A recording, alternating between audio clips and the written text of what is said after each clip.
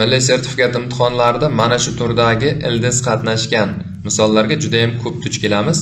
Xo'p, bularda ishlanish usuli bor. Mana shu ildizni ichi nimaningdir qavs kvadrati bo'ladi-da, o'shanga keltirib olishimiz kerak. Xo'p, bu ikkilangan joyi, demak, mana bu 4 bo'lib turgandan biz 2 ga ajralishini bilamiz. Qisqa ko'paytirish formulasida 2 ko'paygan 2 bo'lib turibdi. Xo'p, endi shu holatda keltirib chiqishim kerak o'rtoqlar. Qanday keltiraman? 4x minus shuni 12 deb olaylik. Keyin minus 4 ildiz ostida x minus 3 va bu yoqqa keyin bitta 1 qo'shib qo'yamiz. Sababi bu minus 11 bo'lishi kerak edi. Keyingisini ham xuddi shunday qilamiz. 4x minus 12 plus 4 ildiz ostida x minus 3, bunga ham keyin bitta 1 qo'shib qo'yamiz, yana 11 ni berishi uchun.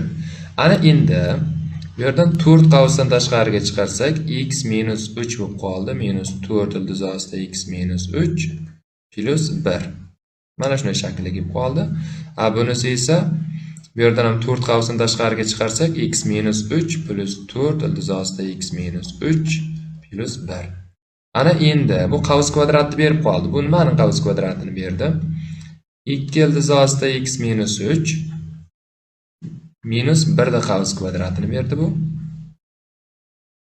Hop, plus bunisi 2 ildiz ostida x plus 3 x minus 3 tak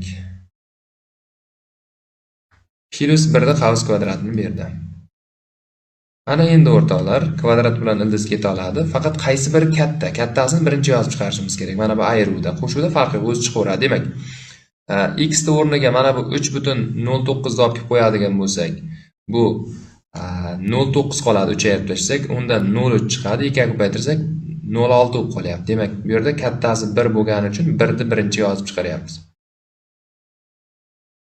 Hop, bunisida endi plusligida ham 1 ni birinchi yozib chiqarsak ham, chiqarmasak ham ahamiyati yo'q, farqi yo'q buni. Ular ayrilib ketadi, javobi endi 2 bo'lib qoladi. Xo'p, bizda B variantida berilgan. Shu usulni o'rganib qo'ying, sertifikat imtihonida shunaqa savol tushib qolsa, bemalol osongina ishlab chiqasiz.